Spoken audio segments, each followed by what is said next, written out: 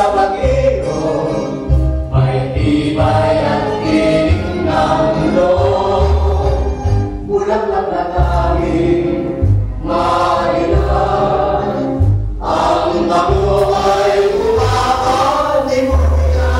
Okay, so guys, Maging sa ugali, maging sa kumilos, mayong imanin so tayo po ay maganda.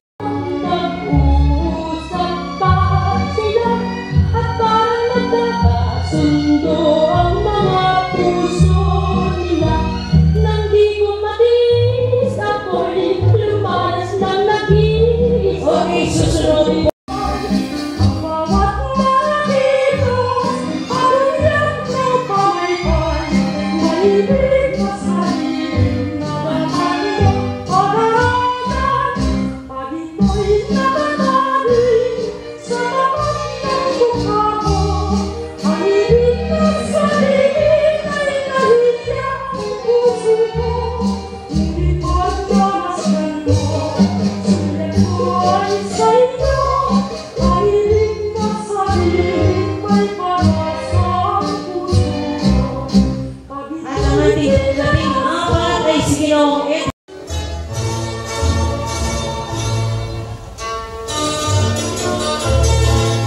Ganyan talaga mga basketball player, ha? Matatangkad. So, kung dami natin ito nag-uusapan. Pero nung pinili ko, magagamit ko to sa beach. Kasi alam ko mahilig ko mag-beach. And alam ko yung memory natin kung bubuhat tayo sa ibang saya. Magagamit ko dito sa mga photoshoot mo or sa pageant mo. And yun lang. Binibining Marlene Coelho.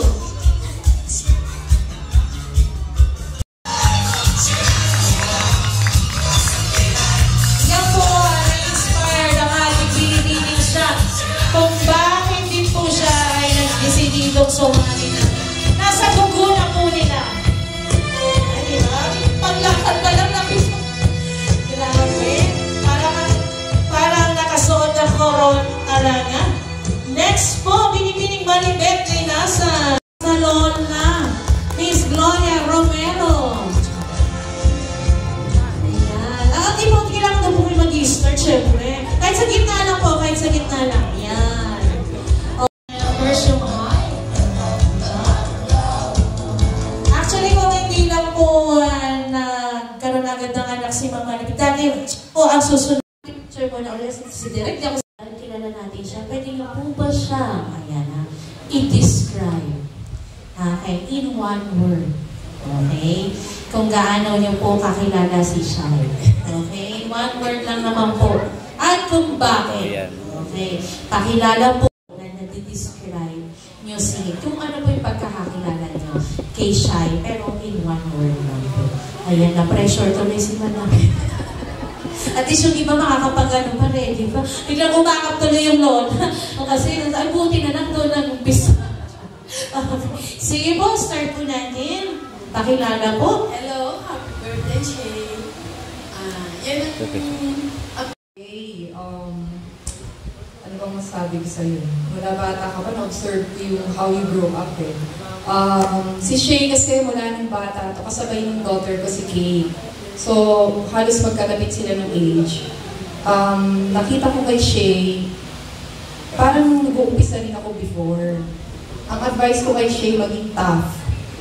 Maging tough ka, huwag masyadong emotional. Kasi papasukin mong mundo, maraming mag-criticize. Okay, lalo ngayon, nung panahon ko, walang social media eh. Walang Facebook. Ano lang ako, kami beeper nung time na napaghalata yung edad, di ba?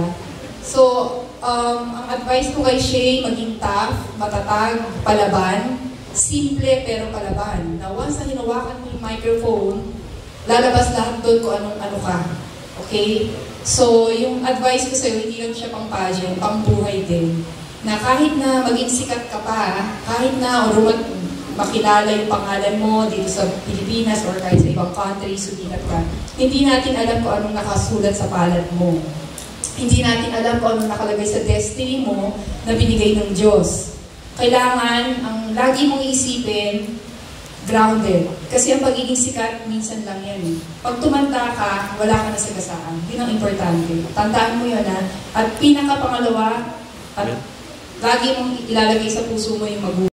Okay, mga piling ka, girl. Papalakpak at sisigaw hanggang mawala ng boses.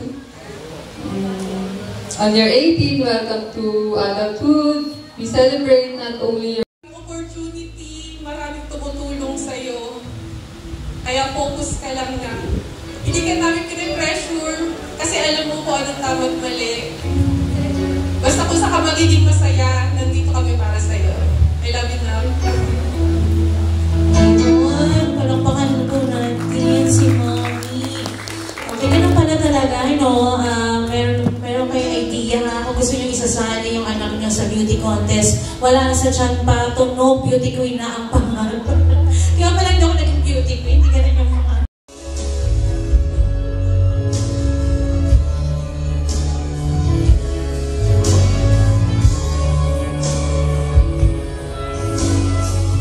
Alright, you will now blow your candles one by one. Say happy birthday, Shay.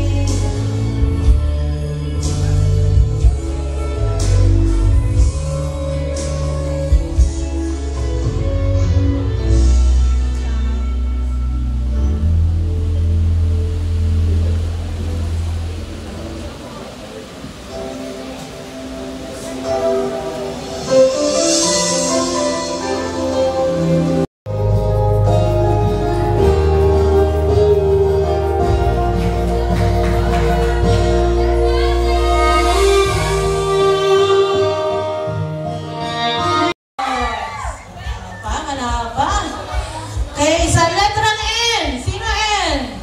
40. Dos.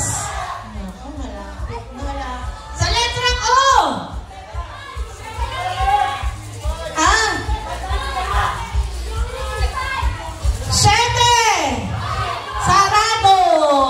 70. Sige, wala ka eh. Sa letrang G. Highway! Okay mo, di mo alam. Type 4 ka lang pa. Highway! 54. Oh, yun na. Highway yun. Di ko alam. Naku, hindi nyo nakabutan yung highway 50. Sa O! Sa Is! At wala ka lang sumisigaw. Kinakarin ka lang. Sa Is! 5!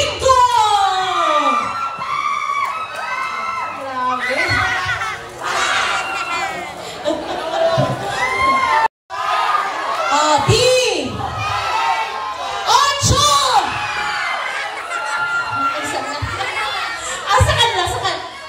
Nakasalalay sa'yo.